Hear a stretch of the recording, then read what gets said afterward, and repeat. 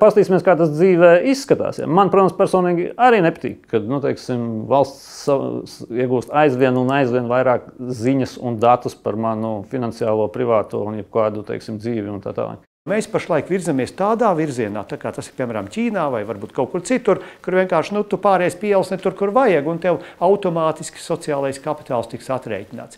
Tā vairs nav brīva sabiedrība, brīva pasaule, un ja tas ir vienīgais veids, kā mēs varam piepildīt budžetu, varbūt kaut kas ar mūsu izdomu nav kārtībā. Vai valstī ir izstrādāts 100% skaidri kritēriji, ja? Kāda rīcība ar naudu ir atļauta, neatļauta, sodāma, nesodāma, un pat, ja viņa nav kaut kāda krimināla sodāma, ja, vai sodāma administratīvi, ja, ka tas var nostrādāt uz cilvēku, kas saka, imidži. Diezgan lielu satraukumu daļā iedzīvotāju izraisīja ziņa, ka turpmāk valsts ieņēmumu dienests lielāku uzmanību pievērsīs darījumiem ar skaidru naudu. Proti kredītiestādēm un maksājumu pakalpojumu sniedzējiem būs jāinformē ieņēmumu dienests par skaidras naudas iemaksām, ja vienreizējā darījuma summa sasniegs 750 eiro, bet gadā 7000 eiro. Tā ir iecerēts samazināt ēnu ekonomiku. Taču atskan arī iebildumi, ka tā tiek ierobežota cilvēku brīvība rīkoties ar savu naudu. Lielais jautājums – vai skaidras naudas aprite ir jāsamazina?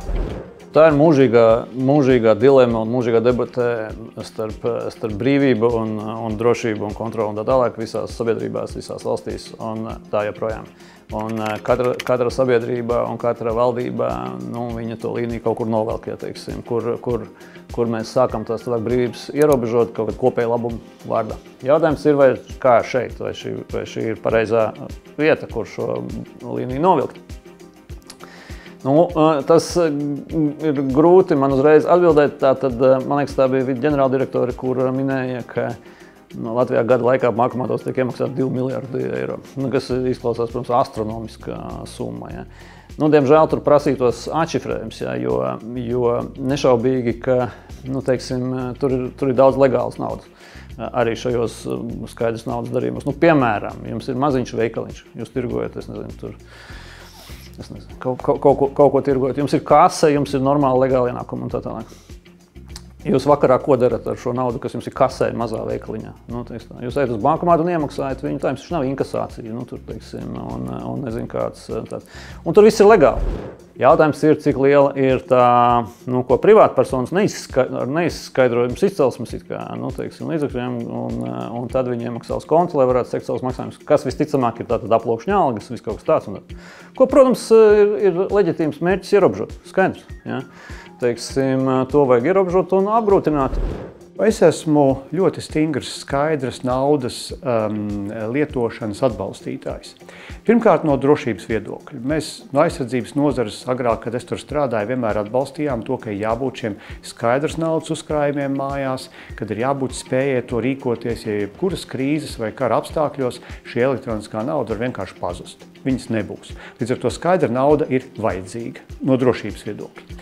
Otrkārt, jūs jau pieskārāties jautājumam par šīm privātuma tiesībām. Mēs no vienas puses dzīvojam tādā ļoti modernā sabiedrībā, kur cilvēki, sevišķi jaunās paaudzes cilvēki, viņi ir bieži gatavi komfortu izmainīt pret savām privātuma tiesībām, varbūt pat ļoti neiedziļinoties tajā. Bet mēs redzam, ka mums ir pilnas pilsētas ar kamerām. Mēs redzam, ka visur, kur mēs kaut kur ejam, mums paprasa mūsu elektronisko saziņas iespēju, vai tas ir e-pasts, vai tas ir telefons, vai tas ir kaut kas cits. Mēs redzam, ka mākslīgais intelekts tiek izmantots arvien vairāk, lai gan atpazītu cilvēkus, gan lai zinātu, kur viņi atrodas, gan arī, piemēram, ar modernām automašīnām zinātu, kur viņi brauc, kāda ir viņu braukšanas stils. Mēs varēsim nākotnē ierobežot ātrumu, apturēt šo mašīnu atzīt atpakaļ uz stāvvietu vai vēl kaut kur, vai ziņot policijai par to, ka jūs pārsniedzat ātrumu. Līdz ar to privātums cieš. Un es domāju, ka Latvijas gadījumā mums nevajadzētu šeit būt svētākiem, es pat teiktu nevis par pāvestu, bet par 3 pāvestiem, jo mēs jau pašlaik Eiropā esam valsts, kas skaidru naudu izmanto procentuāli mazāk nekā lielākā daļa attīstīto valstu? Jebkurā gadījumā skaidrs naudas aprīte, tā ir naudas aprītes samazināšanā, jā, tirgu, valstī iekšā. Un no paša pirmā soļa samazināt naudas aprīti nozīmē izdarīt kaitījumu ekonomikai. Kas attiecās tieši uz to gribēšanu vēl dziļāk ielist cilvēku kabatās, ja? Tā ir tāda diezgan slikta pazīme. Paskaidrošu to ļoti vienkārši. Vajag palielināt štatu ieņēmuma dienestām, kurš sekotu tam, kādi pārveidumi, teiksim, par ko, kā, un samazināt tās summas, kuras būtu pārbaudāmas. Ja? Ko viņš maina? Ja? Viņš maina tikai to, ka cilvēks paliek zem lielākas kontrolas. Un nākošā doma, man liekas, pavisam bīstama. Vai valstī ir izstrādāts 100% skaidri kritēriji, ja? Kāda rīcība ar naudu ir atļauta, neatļauta, sodāma, nesodāma, un pat, ja viņa nav kaut kāda, krimināli sodāma, ja, vai sodāma administratīvi, ja, kā tas var nostrādāt uz cilvēku, kas saka, imidžu, ja, kā tas var kaitēt individualitātei un tā tālāk. Ja. Dažreiz mēs zinām, ka tikai informācija par to, kā cilvēks tērē naudu, ar to pietiek, lai iztaisītu kaitējumu cilvēkam uz visu mūžu. Ja. Es nedomāju, ka mēs varam apkarot arī šo te melno ekonomiku vai nodokļu nemaksāšanu tikai ar represīvām metodēm vai ar cilvēku izsekošanu. Jo acīm redzot, mums ir ne tikai jāmēģina visu laiku paziņot, ka mēs tagad no govs izslauksim 10 litru vietā 20 vai 30, bet vienkārši paskatīties, kāpēc tai gotiņai tas pieniņš tik ātri neveidojas. Līdz ar to ar represīvām metodēm, ar izsekošanu, ar pārbaudēm, es nedomāju, ka mēs šo budžetu papildināsim. Var, protams, mēģināt, un var, protams, teikt, ka valsts ieņēmuma dienests nekādā gadījumā nav represīva institūcija, bet tā ir, teiksim, tā palīdzoša institūcija. Reālā dzīvē cilvēki tā nedomā.